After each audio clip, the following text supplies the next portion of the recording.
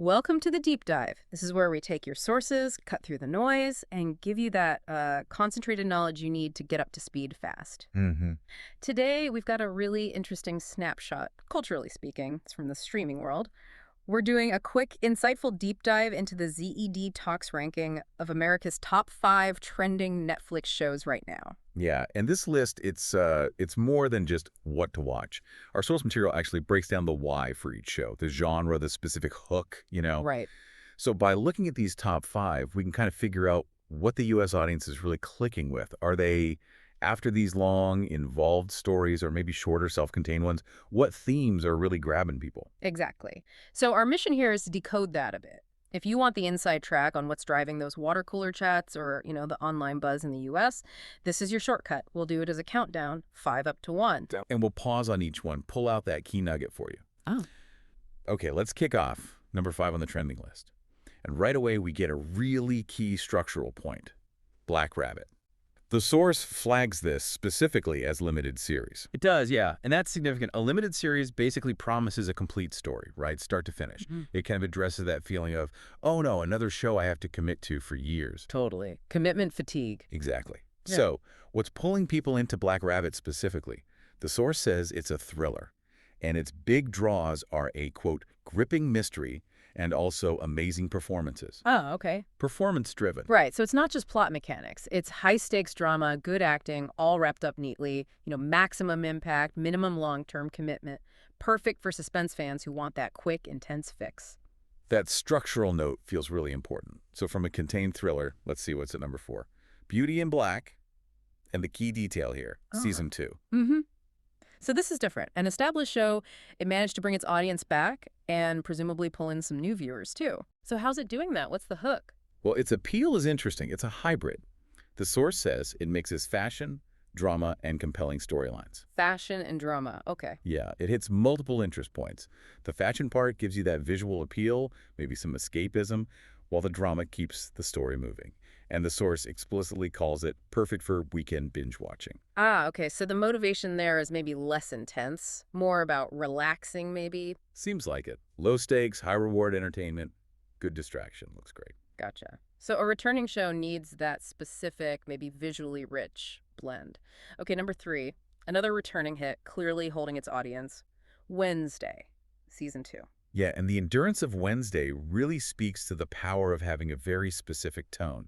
It's known for that unique mix, right? Dark comedy and supernatural twists. Definitely unique. The Force pinpoints its audience as horror comedy lovers. Ah.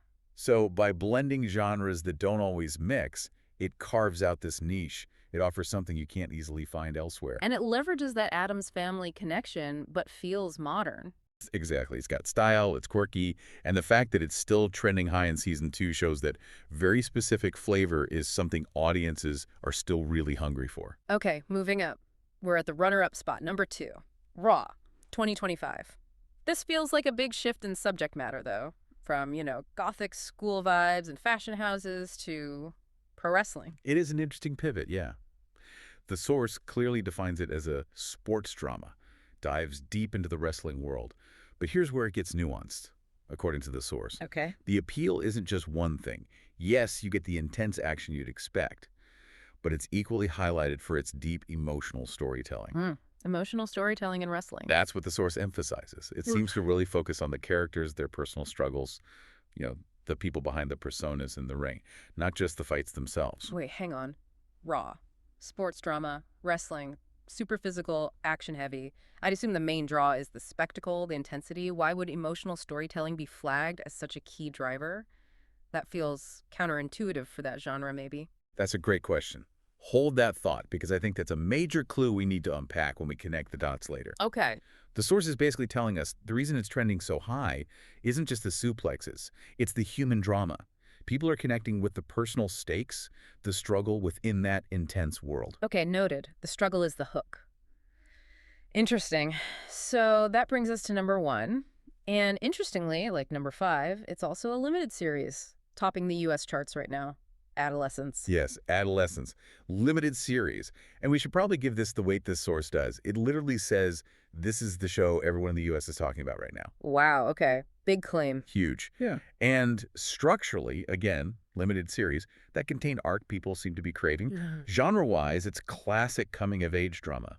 But the appeal, Yeah. purely emotional. It's about teenage struggles and personal growth. So the number one show is a deep dive into being a teenager. Pretty much. Yeah. The fact that this kind of story, focusing on identity, relationships, just growing up, is at the very top. It says a lot about what audiences might be looking for right now. Something resonant, character-focused, maybe something that helps process real-world emotional stuff.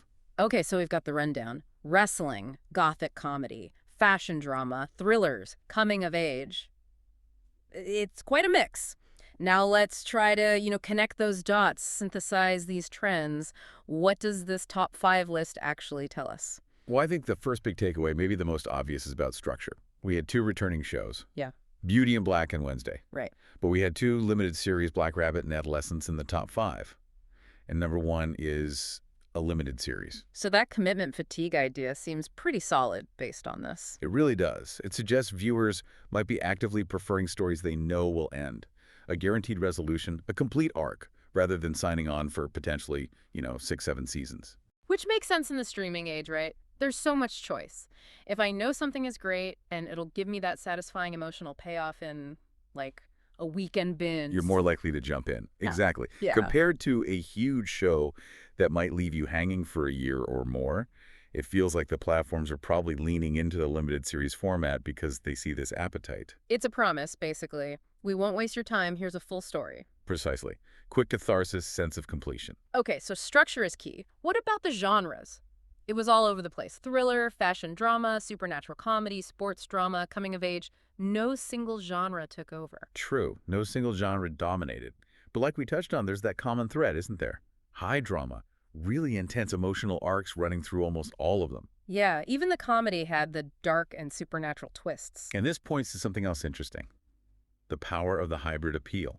Look at the ones that weren't pure drama. Wednesday needed that dark comedy plus supernatural layer. Beauty in Black blended fashion and drama.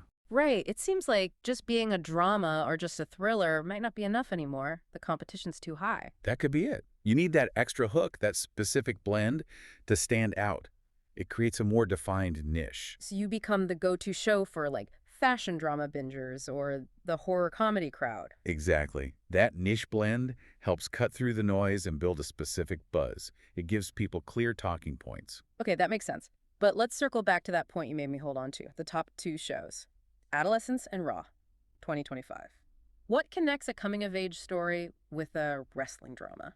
Right. On the surface, they seem worlds apart. One's internal, relational, the other's external, physical. Totally. But the source material draws a direct line through how they're marketed and, presumably, why they resonate.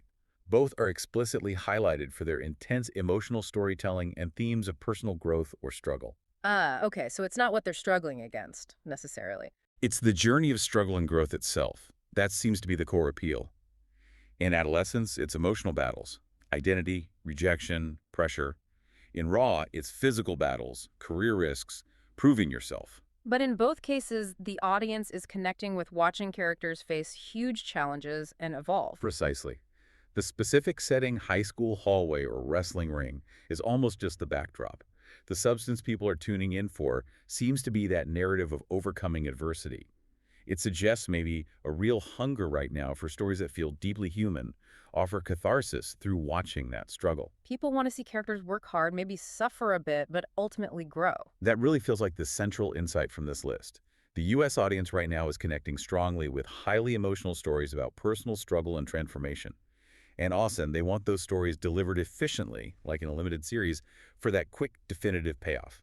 Okay, let's wrap this up. To summarize our deep dive into the ZED talks list, what's trending big in the US on Netflix right now seems to prioritize really high-stakes emotional journeys. Yep, with a clear nod towards contained stories. 2 of the top 5 are limited series, including number 1. And for the shows asking for that longer commitment season after season, success seems to come from nailing a very specific, almost niche genre blend. Right, so this source material, it really gives you a kind of blueprint for the current cultural conversation around streaming hits. You now understand why something like Adolescence is dominating and how even a wrestling show's core appeal might be its emotional depth. And as always, we want to leave you with one final thought, something to chew on. Given that these top shows, from wrestling rings to high school angst, are all getting praise specifically for emotional storytelling and personal growth, what might this intense focus on stories about overcoming adversity tell us? Hmm. What could that reveal about the sort of collective mood or need of the audience right now when they turn to entertainment? Something to think about. Definitely something to think about. Thanks for joining us on the deep dive. We'll catch you next time.